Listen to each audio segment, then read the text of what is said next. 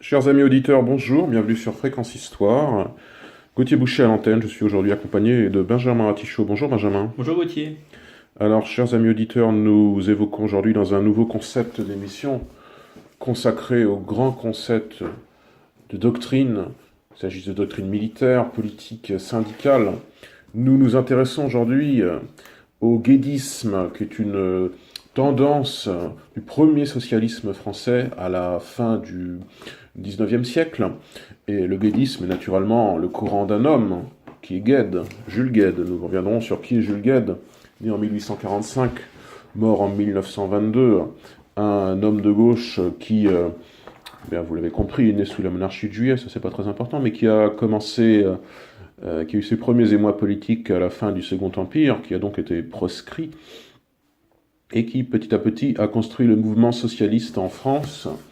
Il sera intéressant de voir l'évolution de Gued et du guédisme parce que les guédistes étaient des révolutionnaires à la base. Ensuite, ils ont participé à la fois à l'expérience du socialisme municipal, l'expérimentation de la gestion socialiste au niveau local.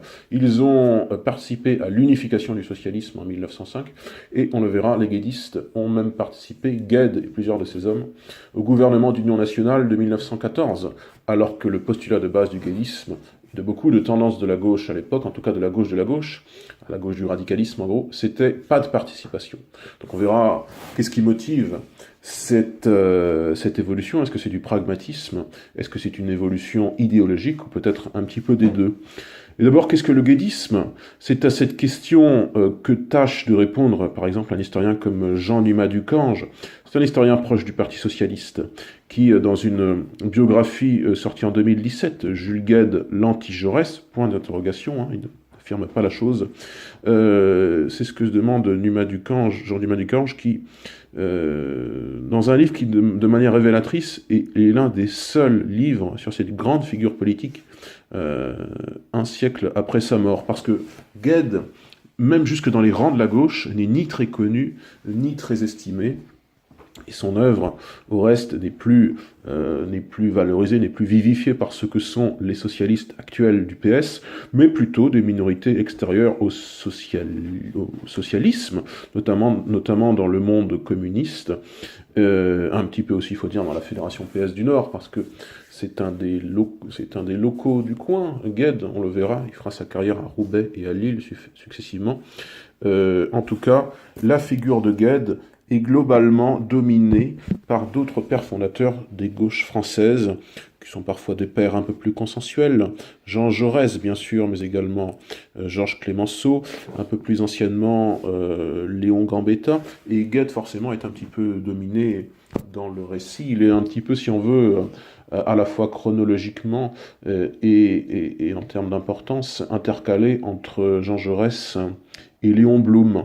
Pourtant, le guédisme apporte sa pierre à la fois au premier socialisme français et au premier communisme français, même si on le verra, lors du congrès de Tours constitutif de ce qui sera le PCF, avant c'est la SFIC, en décembre 1920.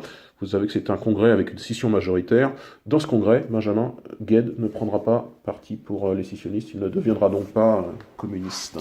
Non, puis il faut replacer ce congrès de Tours dans la voie de l'histoire. Nous sommes en 1920, 3 ans plus tôt, les communistes bolcheviques ont pris le pouvoir à Moscou et à Saint-Pétersbourg, et donc il y a une véritable question dans les fédérations socialistes de l'ouest de l'Europe, de savoir si l'on suit le modèle russe, soviétique, enfin pas encore soviétique, parce qu'il faudra attendre 2 ans, russe, ou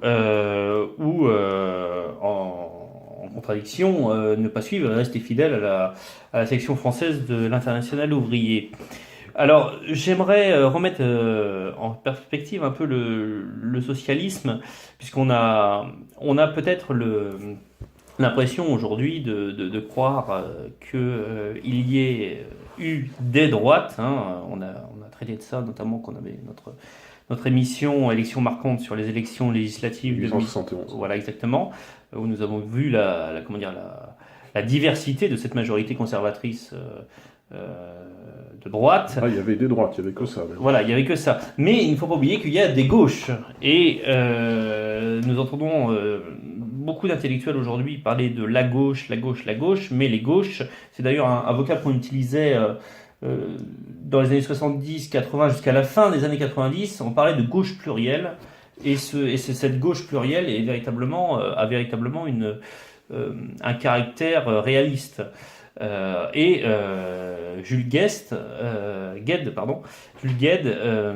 participe à cette diversité de la gauche puisqu'il a incarné, il a pensé d'ailleurs, parce que c'est un penseur. Avant d'être un homme politique, c'est un penseur. Il a pensé le socialisme et il a pensé le socialisme différemment que sa grande figure contestataire qui était Jaurès, d'où le sous-titre de cet ouvrage de Jean Noumat Descanges, qui fait donc de Guesde un anti-Jaurès,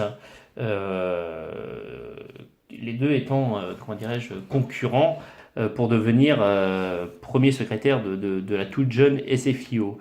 Alors oui, alors le socialisme, quelle est son origine véritable? Écoutez, avant les années 1880-85, le socialisme n'a pas d'existence électorale.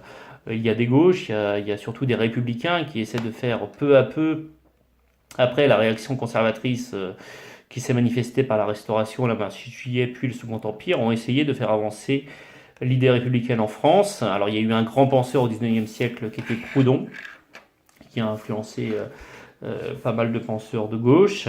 Le socialisme, mais le républicanisme, on peut généraliser à ce terme, a vécu dans l'opposition, alors à toute fin de la Restauration, hein, sous la Monarchie de Juillet. Il y a eu dès le début un courant plus républicanisant que monarchique, et puis surtout à partir de la Révolution de 1848, où ce sont les républicains modérés qui ont pris le pouvoir consécutivement aux élections législatives pour l'Assemblée constituante, et qui ont permis de faire émerger les penseurs de gauche, les penseurs qui vont, au fil de ce demi-siècle, étayer l'idée d'égalité, etc.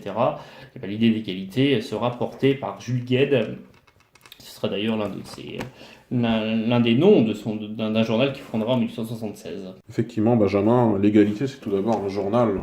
Parce qu'à l'époque, il faut bien préciser les choses. Et nous n'y sommes plus habitués à une époque où le militantisme a beaucoup changé. C'est devenu en partie un militantisme dématérialisé, entre guillemets, numérique. À l'époque, il était inenvisageable, d'une part, qu'un parti politique n'ait pas de journal, et parfois c'était des journaux quotidiens, ce qui paraît ahurissant maintenant. Et il était inenvisageable de toute manière qu'un homme politique de premier plan, et même à mon avis un homme politique assez ordinaire, n'ait pas de journal. Clémenceau avait son journal, Jaurès avait son journal, Guesde avait donc son journal à partir de la fin des années 1870, l'égalité. C'est une époque très différente de la nôtre. Il y a aussi une autre grande différence sur laquelle on sera bien obligé de revenir. Et on ne peut pas s'excuser par avance de notre imprécision, parce que il n'est pas possible d'être très précis en la matière. Comment est-ce qu'on envisage les formations politiques, les groupes parlementaires, les partis politiques? Eh bien, on ne peut pas les envisager, ou très timidement, parce que aucune de ces choses n'existe vraiment. C'est vraiment une préhistoire, entre guillemets, de la politique française contemporaine. On n'est même pas un siècle après la Révolution, quelques années après la chute du régime impérial de Napoléon III. Il n'y a pas de parti à cette époque, enfin pas de parti véritable, même si on le verra, les différents partis de Guesde à partir du Parti ouvrier en 1879 sont des partis entre guillemets, mais pas des partis au sens de la loi 1905 sur les associations. Il n'y a pas vraiment de parti, mais il y a encore moins de groupes parlementaires formels, comme il peut y avoir aujourd'hui un groupe République en marche, un groupe insoumis, un groupe républicain, etc. Et puis bien des difficultés pour les pauvres députés qui n'arrivent pas à se coaliser à 15 pour former un groupe. Il n'y a pas de souci à cette époque, puisque les frontières politiques sont mouvantes, les frontières partisanes sont mouvantes, puisqu'il n'y a pas vraiment de parti, et les hommes naviguent comme cela, y compris au sein du spectre politique, y compris de la droite à la gauche. Et j'ai trouvé, pour bien vous faire comprendre ça, et vous faire aussi comprendre ce qu'on peut rappeler le mouvement d'extrogir à l'époque, c'est-à-dire la tendance des figures politiques d'aller progressivement plus à leur droite, parce que progressivement, à la gauche des radicaux, eh bien, apparaissent des socialistes, à la gauche des socialistes apparaissent des communistes, etc.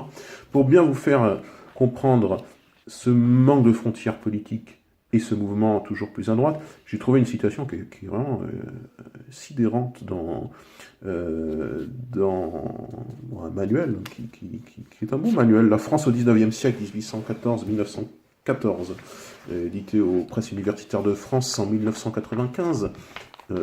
Ahurissante citation, avec des éléments de géographie physique, vous allez voir. Je cite, « Il n'existe pas de parti politique organisé en France à la fin du XIXe siècle. La législation en est d'ailleurs en partie responsable.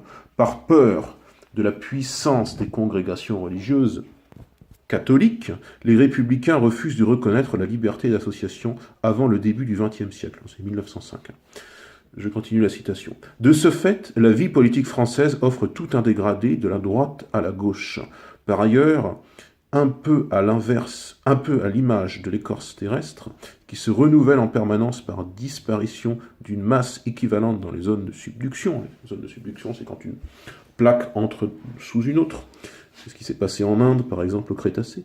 Je poursuis la citation. « Le paysage politique se renouvelle par disparition de certains groupes, à droite le plus souvent, et par apparition d'autres groupes à l'extrême gauche en général. Radicaux, puis socialistes, etc. Ce qui provoque peu à peu un reclassement.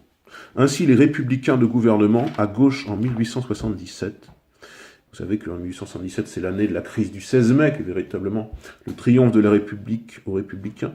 Je poursuis la citation. Ces républicains de gouvernement, à gauche en 1877, se retrouvent-ils nettement plus au centre dans les années 1890. Ça veut dire que des gens comme les gambettistes d'après Gambetta, puisque Gambetta meurt en 1882, qui sont des gens très à gauche, évoluent au centre-gauche, et que plus à gauche d'eux, donc Benjamin, il y a ces socialistes, dont la fraction la plus dynamique, a priori, sont les guédistes à partir de 1879, avec ce journal L'Égalité, et puis un premier proto-parti politique qui est le Parti ouvrier. Le Parti ouvrier français. Alors, puisque l'objet de cette nouvelle émission est de s'intéresser aux doctrines, il faut peut-être s'intéresser à quelles ont été les inspirations de Jules Guesde pour fonder justement ce Parti ouvrier français et, alimenter l'égalité de ses préceptes politiques. Alors, bon, nous avons parlé de la Révolution de 1848, nous avons parlé de Proudhon. Il y a un autre philosophe penseur socialiste qui est important, c'est Mikhaïl Bakounine, hein, le penseur véritable de la Révolution, à la limite de l'anarchie, pour la suppression maximale de l'État. C'est une lecture qui a profondément modelé la pensée de Jules Guesde. Et de là, on arrive à comprendre que Jules Guesde, méprise ces socialistes qui sont pourtant de la gauche, hein, qui font le jeu des élections, le jeu de la République, et font ce qu'on appellera par deux substantifs, à la fois les possibilistes et les réformistes, essaient de modifier la République en optant pour les règles du jeu de cette République que Guesde considère déjà comme une République conservatrice. C'est une critique qu'on retrouve d'ailleurs à l'extrême droite. Hein. Les plus intransigeants des légitimistes ont cette critique de ne pas faire le jeu, de ne pas user des armes de la République pour espérer la changer. Et Jules Guesde, par l'influence de Bakounine, fait primer l'idée de prise du pouvoir par le prolétariat plutôt avant toute chose. C'est-à-dire qu'il n'y a aucun changement sérieux ne saurait s'enclencher sans cette étape essentielle qui est la prise du pouvoir par le prolétariat. Et quand ce postulat est formulé, toute réforme préliminaire est vide de sens. Et donc il y a cette véritable ligne de fracture qui existe dans les gauches, c'est cette idée de prise de pouvoir du prolétariat qui est un primat essentiel. Et ce primat à la grande désolation de Jules Guesde, n'est pas assimilé par par l'intégralité de la gauche française, notamment des républicains radicaux. Et ça va conduire à, comment dirais-je, au non-consensus de la deuxième internationale qui a été fondée en 1889 à Paris, mais dont la réunion et le congrès se tiendra à Amsterdam 5 ans plus tard, où là, les gaullistes sortent, comment dirais-je, grandis, puisque le réformisme est stigmatisé et la deuxième internationale prend le pli de la résistance socialiste et de la révolution prolétarienne. Ceci dit, il serait un peu anachronique de penser que le socialisme est une doctrine politique unifiée. Nous sommes encore au milieu, enfin à la charnière entre le 19e et le 20e siècle, et Gauthier, nous ne pouvons pas parler de socialisme unifié. Ah oui, absolument. On ne pourra pas en parler avant les 1905 en fait. Hein. J'ai fait une erreur d'ailleurs tout à l'heure, j'ai dit que la loi sur les associations c'est 1905, ben non c'est loi 1901 naturellement, puisqu'on dit association, loi 1901. 1905, année importante, bon, à la fois pour la loi de séparation des églises et de l'État, qui fait de la France une république laïque, un État laïque. 1905 c'est aussi l'année d'unification des socialistes, alors il y aura toujours des petites choses socialistes en dehors, mais enfin, le grand parti unifié socialiste jusqu'au congrès d'Épinay-sur-Seine en 1971, donc pendant plus de 60 ans, sera la section française de l'Internationale ouvrière, SFIO, donc entre 1905 et 1971. Effectivement, ce monde socialiste n'est pas uni, et pour vous donner un visage simplifié de la nébuleuse socialiste à une année qu'on va choisir un petit peu arbitrairement, mais vous comprendrez pourquoi, qui est 1883. Pourquoi 1883 ? Parce qu'il y a la fondation d'un nouveau parti, qui est la Fédération des travailleurs socialistes. Il y a en gros 3 tendances en 1883, de la gauche à la droite du monde socialiste. Les socialistes blanquistes du comité révolutionnaire central, qui sont donc les hommes de Blanqui. Blanqui, vous savez, c'est l'enfermé, celui qui a passé la moitié de sa vie en prison, qui était un professionnel de la Révolution.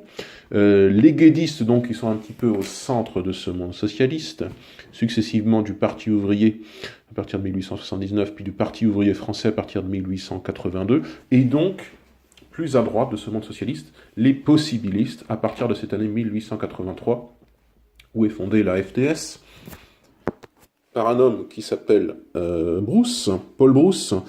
Pourquoi est-on possibiliste ? Parce qu'on réclame le possible seulement. On n'est pas dans l'utopie révolutionnaire en quelque sorte. Et on comprend donc que c'est la droite du monde socialiste tout ça. Donc, et qui est donc une porosité entre possibilistes et la gauche des radicaux, qui sont des gens qui s'estiment être dans une approche plus pragmatique et plus sérieuse de la politique.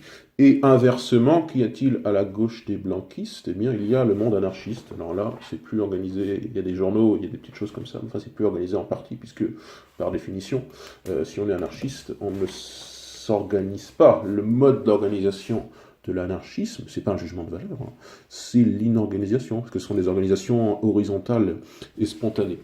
Donc ce monde socialiste n'est pas unifié. Ça ne l'empêche pas de faire des voix aux élections, puisque à partir de 1885, il y a un groupe socialiste à l'Assemblée de 16 députés, et ce groupe va croître progressivement.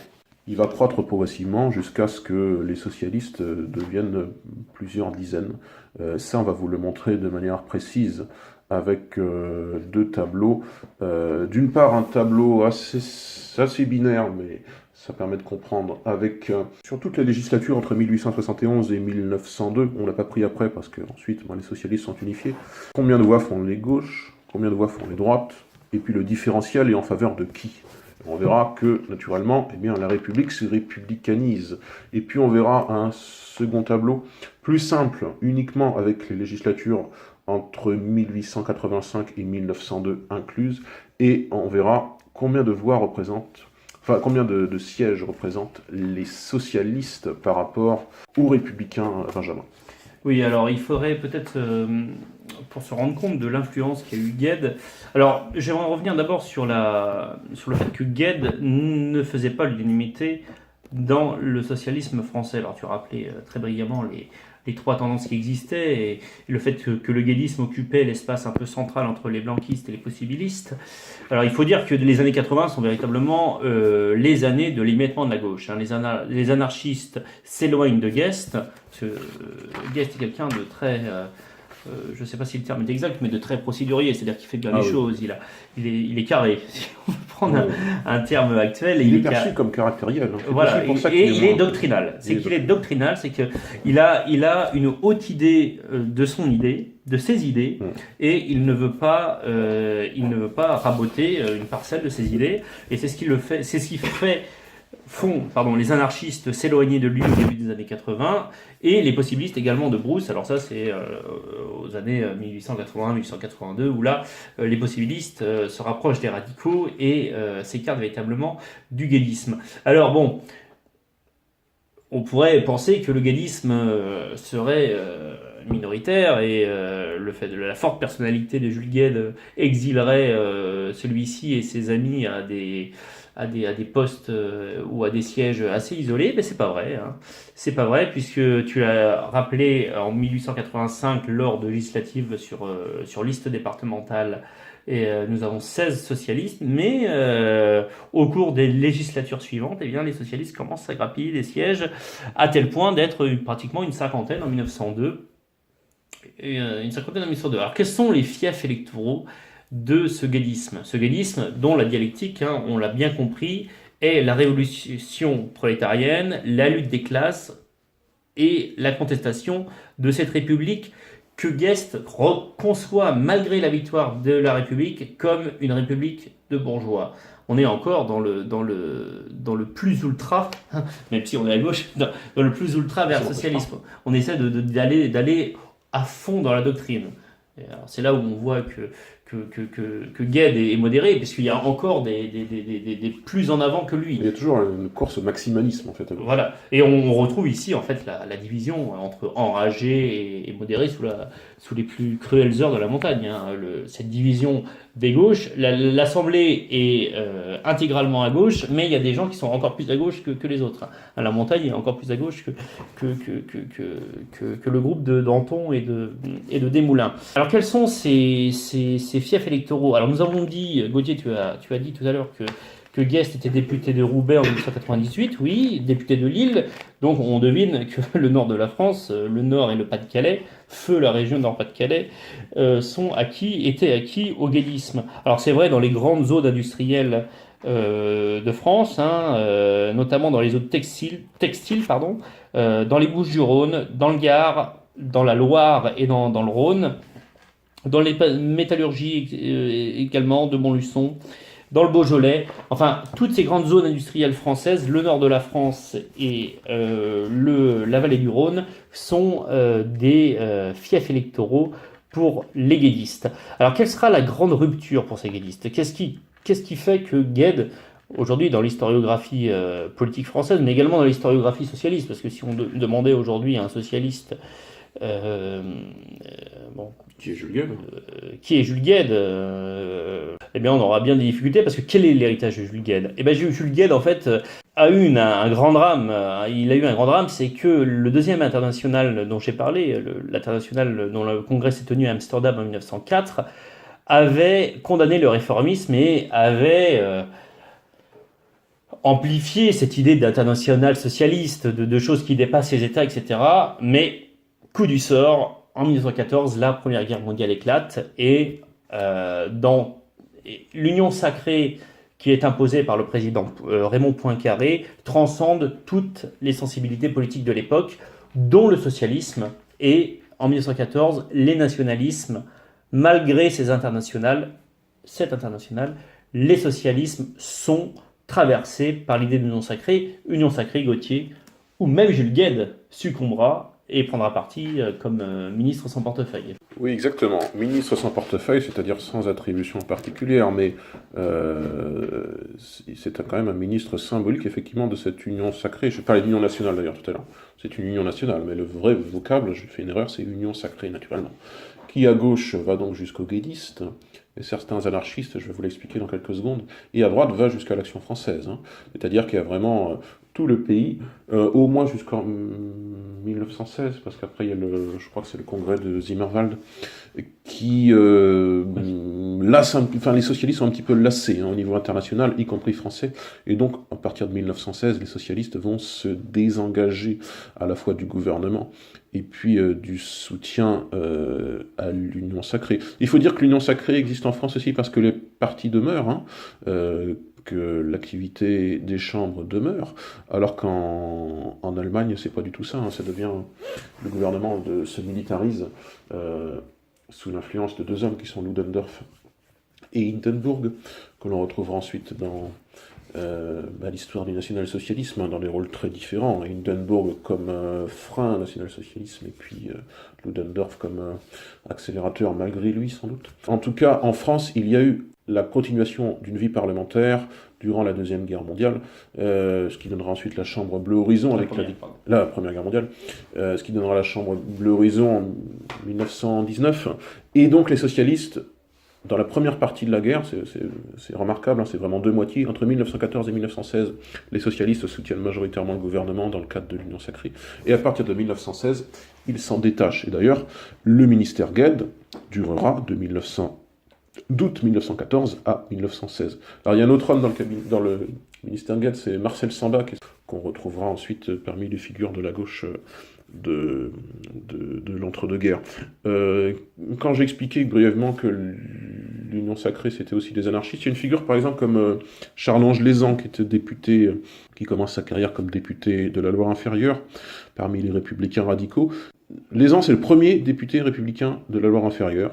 Il est élu à Nantes, premier arrondissement de la circonscription de Nantes, parce que Nantes, en 1865, c'est les élections municipales, avait élu une majorité qu'on disait d'union libérale à l'époque.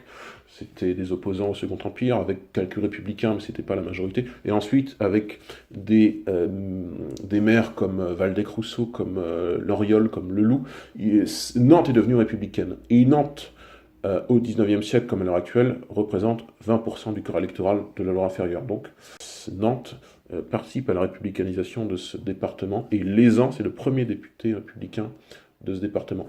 Lézan commence chez les radicaux à Nantes, il se déporte ensuite politiquement et géographiquement, puisqu'il est élu dans la Seine, il a un épisode boulangiste, et Lézan finit sa vie dans l'anarchisme.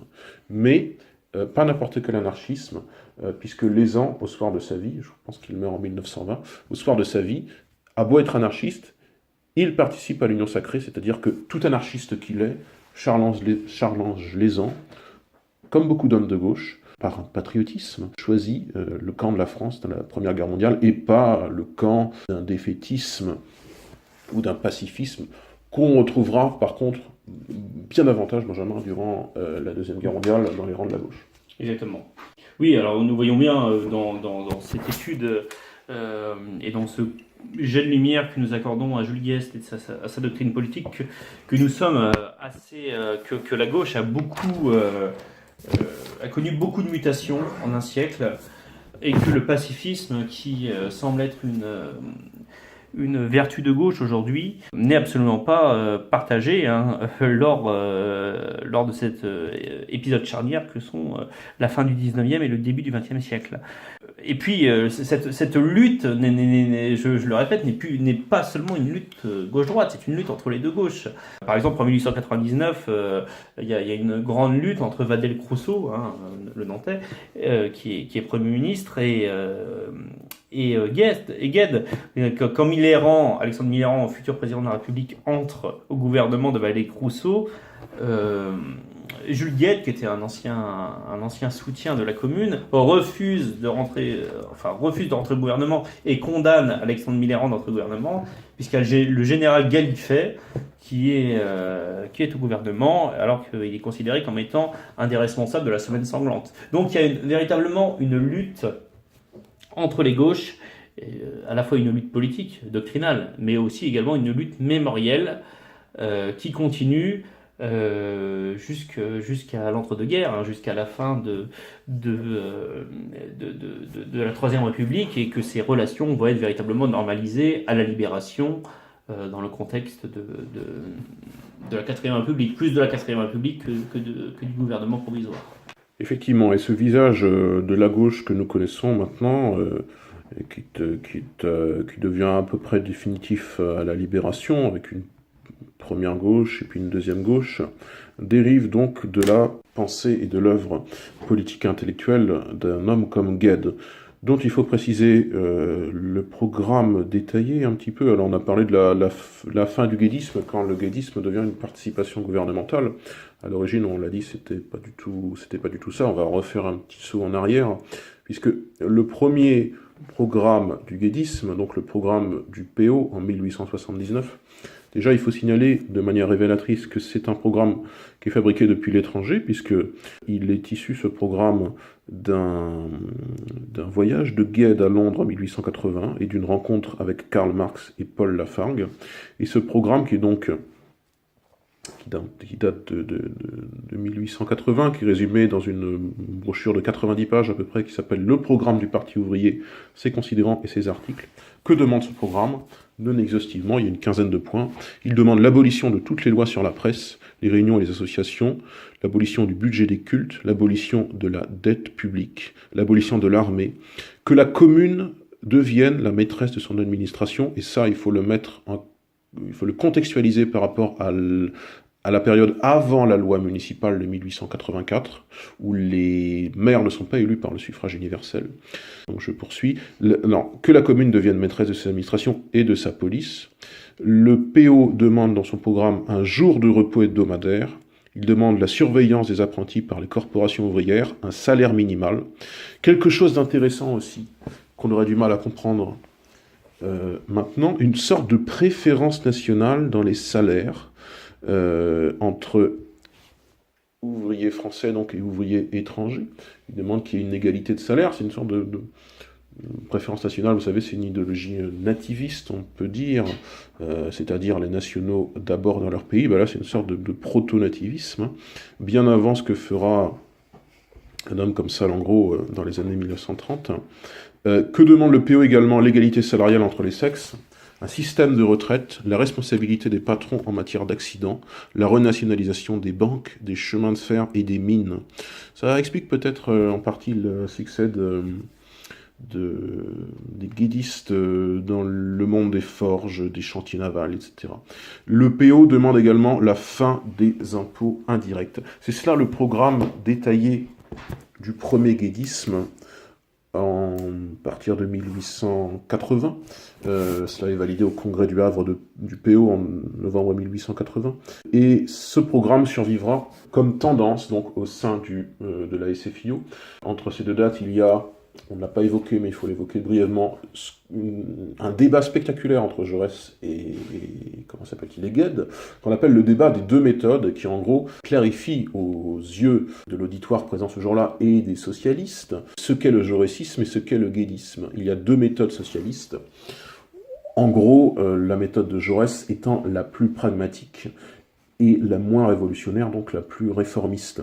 Il y a donc en 1905 l'unification des socialistes, et donc, eh bien, ces différentes propositions du guédisme dans le cadre du PO, qu'on vous a évoqué sur le salaire minimal, sur le jour de repos hebdomadaire, sur les corporations ouvrières, etc., survivent, bon an, mal an, au sein de la SFIO, sous forme de tendance, puisque les socialistes sont un parti de tendance. Naturellement, tout cela s'étiolera. Et eh bien, Gued et le guédisme, on peut dire, meurent politiquement en même temps, hein, c'est-à-dire que Gued était un personnage de santé fragile, hein, par ailleurs, on ne l'a pas évoqué, vit longtemps pour autant, puisqu'il meurt en 1922, mais ensuite le guédisme, d'une part, s'extirpe de la SFIO pour nourrir intellectuellement les courants, une partie des courants du PCF, et puis le guédisme meurt à la CFIO, et puis après ce sont d'autres hommes, c'est notamment Léon Blum. Et globalement, d'ores et déjà, on peut considérer que la SFIO est un parti de gauche, certes, mais plutôt de centre-gauche, qui est un parti qui proclame encore la dictature du prolétariat, mais qui est de plus en plus réformiste. Alors il y aura toujours des hommes à gauche de la gauche à la CFIO, des hommes comme Pivert notamment, et puis il y aura également une droite qui deviendront les néo-socialistes, autour de figures comme Marcel Déat, mais il n'y a plus vraiment de guédistes, Benjamin, à la SFIO, et les guédistes deviendront une sorte à la fois de souvenir et puis de métapolitique en dehors des partis. Oui, donc Gauthier, tu as parfaitement rappelé que donc, le socialisme n'est en rien une doctrine solide, unifiée et imperméable au changement, et qu'il revêt des réalités qui, de sa création à la fin des années 1880 jusqu'à nos jours, a des réalités totalement différentes, et que le socialisme, comme on peut le concevoir comme concept unique, n'est qu'un concept dans nos pensées, mais a des manifestations qui sont disparates, effectivement. Eh bien, chers auditeurs, j'espère que cette émission sur le guédisme aura éclairé vos lanternes concernant cet homme de gauche assez méconnu de nos jours. Nous nous retrouverons, nous concernant, pour une prochaine émission de Fréquence Histoire, concernant le traité de Paris, le second traité de Paris concluant les guerres napoléoniennes, c'est-à-dire le traité du 20 novembre 1815, avec toutes ces subtilités géopolitiques que nous aborderons. Nous vous conseillons également de vous reporter sur le site de la Société historique politique de l'Ouest, où, avec mon camarade Gauthier Bouchet, nous avons publié le premier numéro attrayant au légitimisme en Loire-Inférieure. Donc vous pouvez, notamment sur le site même de Fréquence Histoire, vous reporter à cette revue et en faire la commande. Voilà. Mais, Gauthier, merci de ta participation, et puis Merci, à très bientôt Benjamin. sur Fréquence Histoire. À très bientôt. Donc ce sera le 20 novembre pour la fin des guerres napoléoniennes. Merci. Merci, au revoir.